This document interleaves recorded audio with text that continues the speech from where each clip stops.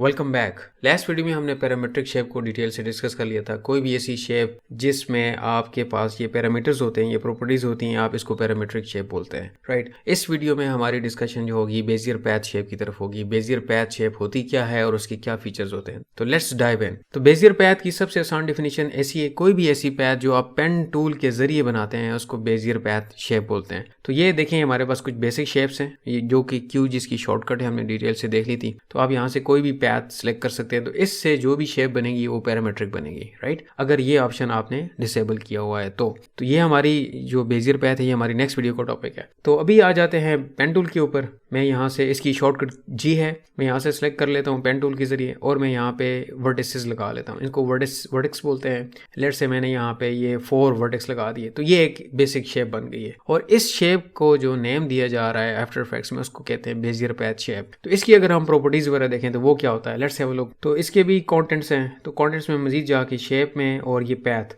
इसका पैथ देखें सिर्फ एक ही चीज मुश्तमिल है, यहाँ पे एक ही चीज है। और यहाँ पे अगर पैथ में जाएं तो देखिए हमारे पास कितने पैरामीटर्स हैं। तो ये हमारी बेजियर पैथ है और ये जो है हमारी पैरामीट्रिक शेप लेयर है। तो फिर हमारा नेक्स्ट सवाल ये है कि हम बेजियर पैथ को एनिमेट कैसे करते हैं। तो ये तो एक शेप है, इसमें कोई पैरामीटर्स नहीं है, तो फिर हम क्या एनिमेट करेंगे। बेजियर पैथ शेप में दो ही चीजें होती हैं, एक वर्टेक्स होता है और सेगमेंट होता है। सेगमेंट का मतलब इस पॉइंट से लेकर इस पॉइंट तक ये जो टुकड़ा है इसको आप सेगमेंट बोल रहे हैं, और ये जो पॉइंट है इसको हम वर्टेक्स बोलते हैं। तो बेजियर पैथ में दो ही चीजें होती हैं, वर्टेक्स और सेगमेंट। आप किसी भी जगह पे वर्टेक्स लगा भी सकते हैं, आप डिलीट भी कर सकते हैं, आप इसकी शेप जो है चेंज कर सकते हैं। तो लेट्स से हम कुछ वर्टेक्सेस ऐड करते हैं इसके ऊपर। तो वर्टेक्स ऐड करने के लिए आप पेन टूल में दोबारा जाएंगे और ये देखें ये ऐड वर्टेक्स टूल है, और अगर डिलीट करना होगा तो ये नीचे वाला है। तो लेट्स से मैं इसके जरिए कुछ वर्टेक्स ऐड करता हूँ। यहाँ पे एक ऐड कर देता हूँ, यहाँ पे ऐड कर रहा हूँ, देखें ये ऐड हो रहे हैं आपके सामने। यहाँ पे ऐड कर दिया, यहाँ पे मैंने ऐड कर दिया।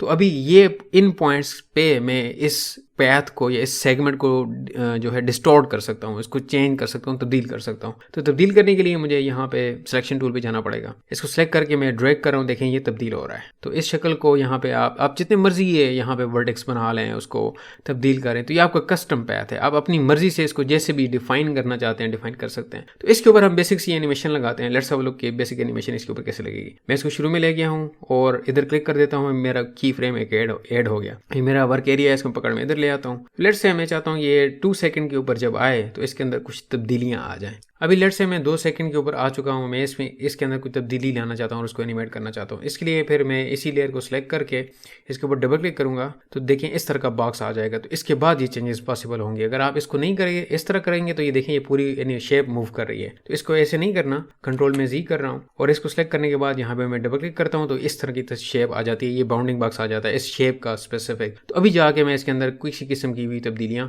लेके आ सकता हूँ। मैंने ये तब्दील कर दिया, ये कॉर्नर इधर लेके चला गया और ये कॉर्नर जो है इधर लेके आ गया, राइट। तो ये इसके अंदर मैंने कुछ बेसिक सी तब्दीलियां कर दी हैं। और मैं 4 फ्रेम के ऊपर आता हूँ।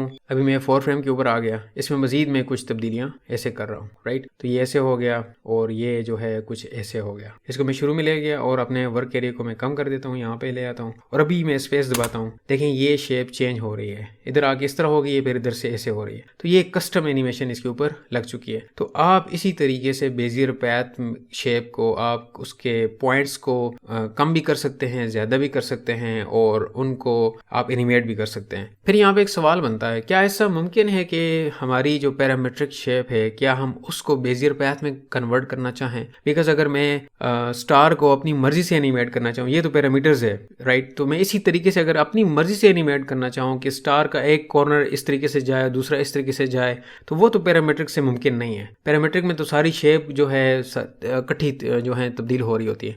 मैं चाहता हूँ मेरा सिर्फ एक कॉर्नर जो है वो मूव करे एक खास डायरेक्शन में, और फिर दूसरा जो कॉर्नर है वो बाद में मूव करे, तीसरा कॉर्नर बाद में मूव करे।